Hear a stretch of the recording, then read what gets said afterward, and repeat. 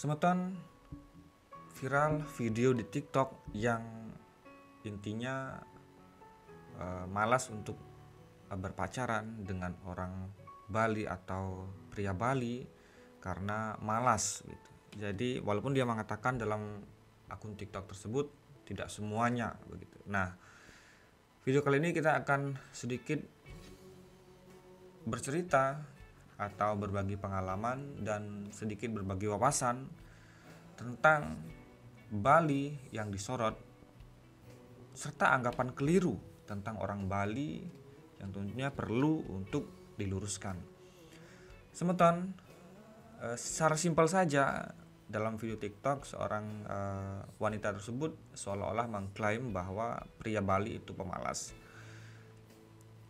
Mungkin ini sebuah teguran untuk semeton kita, semeton Bali, di sisi baiknya untuk kedepannya menepis dengan action, tindakan atau ungkapan bahwa pria Bali itu pemalas.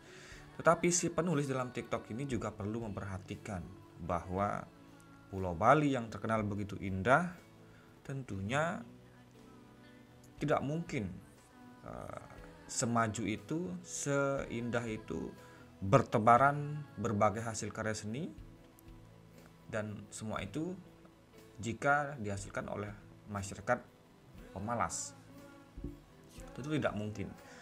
Dan pengalaman juga mengatakan bahwa ketika ini khusus bagi semeton yang pernah memiliki pengalaman bekerja di kapal pesiar, yang melihat bagaimana para tamu, para atasan di kapal pesiar itu sangat menghargai dan respect terhadap orang Indonesia dan khususnya Bali karena mereka terkenal rajin dalam bekerja.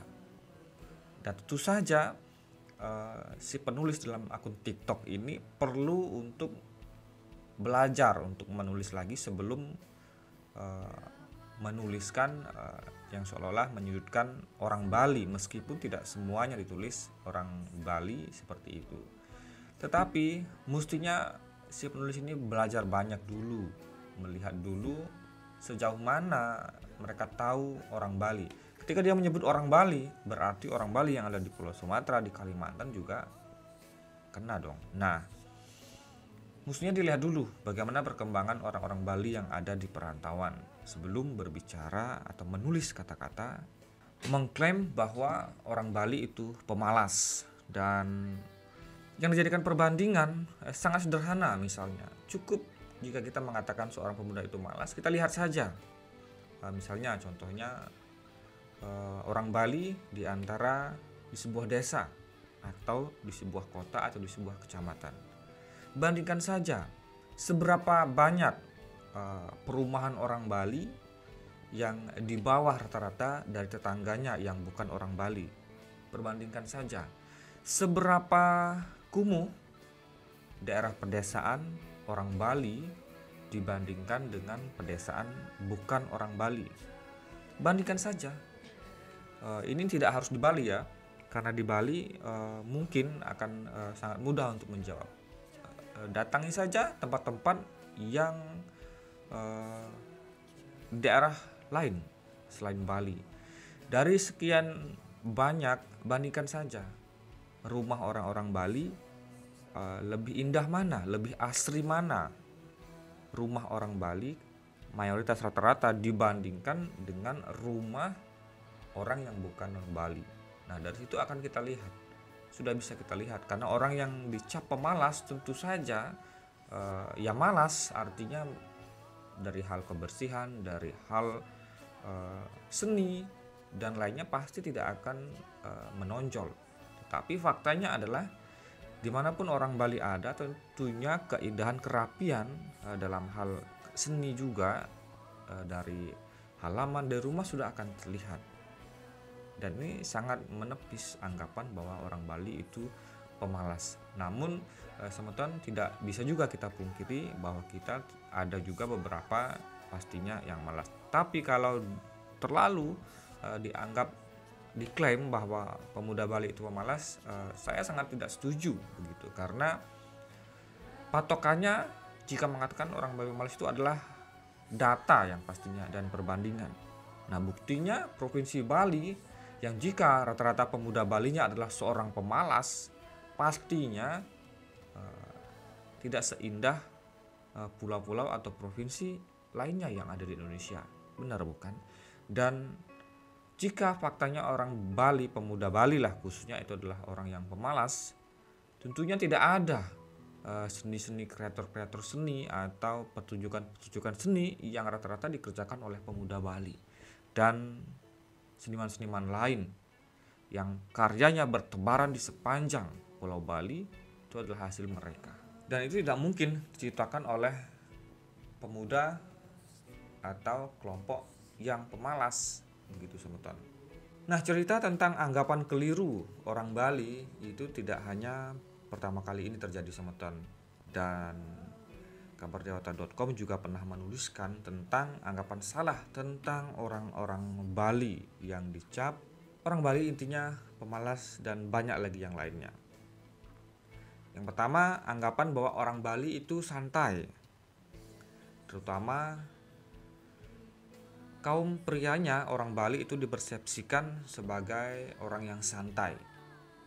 Anggapan ini nampak seperti sanjungan semeton, seolah-olah orang Bali bisa hidup makmur meskipun santai dan tanpa kerja keras kaya, begitu, seolah-olah begitu. Tapi menjadi anggapan miring tentunya ketika kemudian dikaitkan dengan perempuan Bali yang mandiri semeton, seolah pria Bali itu santai dan sementara perempuannya yang bekerja keras. Bahasa vulgarnya ya bisa dikatakan bahwa pria Bali itu pemalas, begitu semeton. Mereka yang sudah tua tahun 90-an sering disuguhi acara-acara televisi terutama di hari Kartini mengenai kemandirian perempuan Bali, lengkap dengan tayangan klip beberapa perempuan Bali yang sedang nyuwun atau menjinjing di atas kepalanya bawaan yang begitu berat atau bekerja di sawah dan di ladang. Seorang perempuan ini semeton. Menggunakan fenomena itu sebagai basis, mereka berkesimpulan bahwa perempuan Bali menjadi begitu mandiri karena pria Bali rata-rata pemalas. Pekerjaannya orang-orang Bali ini hanya mecik siap atau pegang ayam jago aduan, matajen judi sabung ayam, atau pengantar doa menjadi pemangku. Paling banter jadi pekerja seni yang hasilnya tak seberapa atau nongkrong di kota. Nah, stereotip ini semeton tidak main-main. Kemudian ada seorang pemuda yang kuliah dan memiliki teman di UGM, bahkan konon memang diajari oleh dosennya tentang mata kuliah tentang etnik Bali di sana. Bahwa begitulah karakter orang Bali yang prianya pemalas, oleh karenanya terpaksa para wanitanya harus bekerja keras, begitu semeton.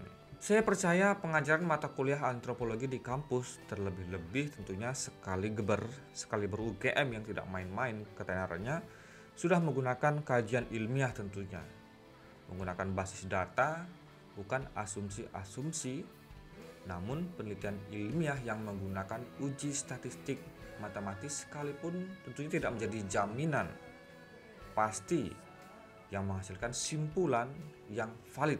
Nah, terutama jika sejak hipotesa awal sudah subjektif, ini akan diikuti dengan pemilihan data yang mengalami subjektif selektif, lalu diuji dengan alat uji yang disesuaikan dengan karakter data yang sejak awal diproses. Pengumpulan sudah terkontaminasi oleh evidence error. Dalam hal ini saya tidak ingin menyampaikan bantahan tentunya bahwa orang Bali itu malas dan bantahan-bantahan yang lainnya. Dia tentunya di sini hanya ingin menyampaikan beberapa fakta yang ditambahkan ke dalam studi-studi yang telah ada. Mungkin bisa memperkaya. Bahwa ada pria yang Bali hobi mecik siap atau pegang ayam sepanjang hari, iya. Bahkan ada yang sampai punya ratusan ekor ayam jago yang biasanya dipelihara dan tujuannya memang untuk digunakan sabung ayam. Bahwa ada pria Bali yang bekerja sebagai pengantar doa atau pemangku, ya benar, dan itu tentunya pekerjaan yang mulia, bukan tercela semeton. Dan bahwa ada pekerja Bali yang bekerja sebagai seniman dengan hasil yang tidak seberapa, ya memang benar adanya, ada juga. Nah, fakta lain juga semeton, tentunya yang tidak boleh untuk diabaikan begitu saja. Faktanya ekonomi di Bali semeton cukup maju. Bandingkan saja dengan daerah-daerah lain. Ada ribuan usaha di bidang seni, mulai dari pariwisata juga hingga agrobisnis. Mulai dari usaha kerajinan sampai dealership, forwarding company, tekstil, properti, agensi, dan lain sebagainya. Dan di Bali juga ada kebun dan sawah. Meskipun kebun dan sawah belakangan ini sudah mengurang drastis semeton. Nah, tentunya siapa yang menggarap itu semua semeton? Jika semeton misalnya melihat ke daerah Ubud, sawah yang begitu apik dan indah, siapa yang mengelola itu? Tentunya orang Bali pastinya semeton. Dan semeton, jika kalian melihat begitu macetnya jalanan Kute dan pasar, aktivitas orang bekerja, siapa yang memadati itu semeton? Oke, memang ada pria non Bali, tetapi seberapa besar persentasenya? Dan mereka itu para pekerja semeton, bukan para pemalas yang berlalu lalang. Ini yang tidak bisa untuk diabaikan semeton. Kemudian yang kedua, anggapan tentang orang Bali penindas perempuan. Nah, ini juga begitu keliru. Masih menggunakan basis yang pertama, di mana kaum perempuan di Bali rata-rata menjadi begitu mandiri, sementara prianya santai-santai saja. Dan ini dianggap penindasan, tidak melindungi kaum perempuan.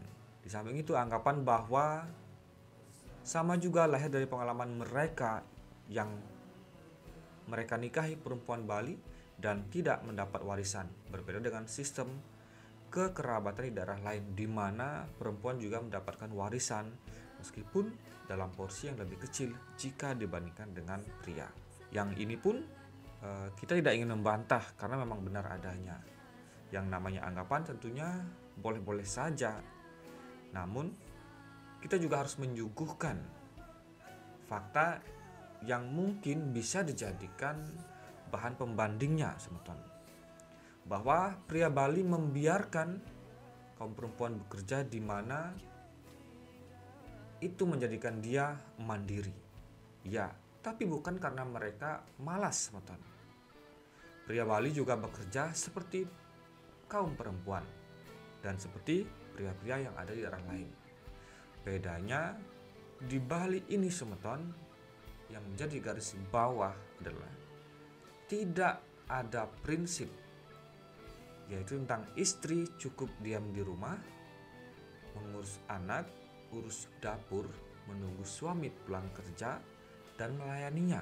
Tidak ada prinsip seperti itu di daerah Bali semeton. Semua gender, laki-laki maupun perempuan, setara semeton. Dan orang Bali ini adalah salah satunya tentunya yang pertama menyatakan kesetaraan gender, meskipun istilah itu belum dikenal. Mereka sudah melakukannya terlebih dahulu sampai istilah itu booming dengan keberadaan Kartini semeton. Di dalam istilah perempuan Bali, bagi orang Bali, lelaki atau perempuan memiliki gender yang sama. Mereka bisa berkarya dalam hal apapun sama-sama. Mereka sama-sama mengaktualisasikan diri dan mengambil peranan tentunya dalam mensejahterakan keluarga mereka. Ini bentuk equality, sama dengan kesetaraan, dan substansinya jauh berbeda jika dibandingkan dengan bentuk penindasan. Jangankan menindas, di Bali itu mengekang saja tidak. Tidak ada larangan bahwa ini hanya dilakukan oleh kaum pria dan lain-lainnya. Konsep kesetaraan pria dan wanita di Bali ini terlihat dari pertunjukan Arja dan Sendratari semeton. Yang ada yang terkenal di Bali di mana antara wanita dan pria saling bertukar peran. Karakter Arjuna diperankan oleh pemain wanita, di sisi lainnya karakter Galuh atau Liku wanita diperankan oleh pemain pria. Dan inilah salah satu contoh yang nyata, teman-teman. Ketika perempuan Bali yang menikah otomatis memasuki sebuah keluarga, yaitu keluarga suaminya. Saat itu kewajibannya untuk menyelesaikan upacara dan odalan di rumah asalnya dihapus. Di satu sisinya, di sisi lainnya dia memperoleh hak sekaligus kewajiban baru di keluarga suaminya, termasuk hak atas harta sang suami secara bersama-sama dan kewajiban untuk menyelenggarakan odalan dan upacara juga secara bersama-sama, tidak sendiri-sendiri. Sehingga bisa dikatakan bahwa kaum perempuan Bali kehilangan hak, namun juga kehilangan kewajiban di tempat asalnya ketika menikah, tetapi mereka mendapatkan hak dan kewajiban di tempat yang baru, di mana dia diambil anak oleh keluarga pria yang menikahinya. Itu cukup adil, bukan? Kemudian yang ketiga, orang Bali itu tidak bodoh, sebenarnya. Anggapan ini khusus ditujukan kepada perempuan di Bali dianggap bodoh karena beberapa alasan. Di antaranya, alasan pertama, mau saja disuruh kerja keras, sementara laki-lakinya pada santai. Ini jelas masih menggunakan basis pertama, dianggap suatu kebodohan mungkin, sekaligus mungkin karena perempuan non-Bali jauh lebih santai dibanding perempuan Bali. Kalau ini dianggap suatu keberuntungan mungkin, tapi kalau suatu bentuk kecerdasan rasanya masih perlu dipertimbangkan lagi, bahwa bukanlah tepat jika menyebut bahwa orang Bali itu bodoh. Alasan kedua pernah juga tidak begitu vulgar, ini begitu personal, di mana ada seorang ibu yang ada di Jakarta, kemudian punya anak gadis, dan ibu ini masih menjadi orang Bali. Nah, ibu ini memberikan nasihat kepada anaknya, ketika kamu nanti menikah, tetaplah janganlah seperti orang Bali, tidak merawat diri dan tidak pandai berdandan, dan tidak bisa menyambut suami ketika pulang kerja, tidak menyapanya dengan lembut dan lain sebagainya, tidak melayaninya. Jangan seperti itu. Nah, semeton tentu melihat dari itu ada benarnya. Jadi di zaman ini memang perlu wanita itu berdandan dan lain sebagainya. Tapi tidak bisa dipungkiri kalau melihat beberapa tahun yang silam masih banyak kita temui orang-orang Bali, dan bahkan sebagian orang bersyukur. Ada sebuah cerita seorang pemuda yang ditinggal pergi oleh ayahnya selamanya, meninggal dunia, dan ibunya harus berusaha membesarkan dirinya di rumahnya, dan ibunya mampu. Meskipun semeton seorang ibu tersebut tidaklah pandai untuk berdandan, tidak pandai untuk menghapus alis dan menggambar ulang alisnya supaya lebih cantik, tidak pandai membahal giginya karena zaman itu mungkin tidak ada, dan tidak terlalu sibuk berdandan untuk menggait para duda atau pria lainnya untuk menggantikan posisi pekerjaannya. Namun cerita ini, seorang ibu ini bisa bertahan sampai di akhir hayatnya, menjadi seorang ibu yang membanggakan bagi anak-anaknya, membimbing anaknya sampai anaknya sukses. Dan cerita itu dialami semeton. Sang anak ini tentunya bersyukur. Nah, semeton tentunya stigma dan anggapan tentang Bali yang terkenal pemalas itu mestinya harus melihat dulu seberapa daerah-daerah Bali yang memiliki desa Bali misalnya. Kita tidak bisa memungkiri bahwa jika di mana ada desa Bali pasti ada seni di sana, dan semeton bisa juga bertanya di mana ada desa Bali yang memiliki daerah kumuh. Ini tidak akan pernah terjadi semeton, karena penduduk di Bali pasti menanam bunga, taman dan lain-lainnya, karena unsur seni itu berkaitan dengan ritual dan iatnya yang nantinya dibutuhkan oleh orang-orang Bali. Dan kita juga tidak bisa menghilangkan fakta bahwa desa yang terbersih di dunia itu ada di Bali. Dan ini menjadi acuan bahwa tidak bisa kita mengatakan bahwa orang-orang Bali itu pemalas. Dan bandingkan saja dengan daerah-daerah lain, mana yang lebih kumuh misalnya. Dan bukankah tempat yang kumuh itu menandakan pemiliknya adalah orang-orang yang malas? Dan tunjukkan kepada saya di Bali di mana daerah yang kumuh. Teman-teman, silahkan tuliskan bagaimana pendapat Anda di kolom komentar, dan siapa tahu bisa menambah wawasan kami untuk berbagi. Terima kasih teman-teman sudah mendukung Istana Channel. Jangan lupa untuk share dan subscribe Istana Channel untuk menuju 100.000 subscriber. Terima kasih tentunya atas atensi Anda. Sampai jumpa di video selanjutnya. Om Shanti Shanti Shanti.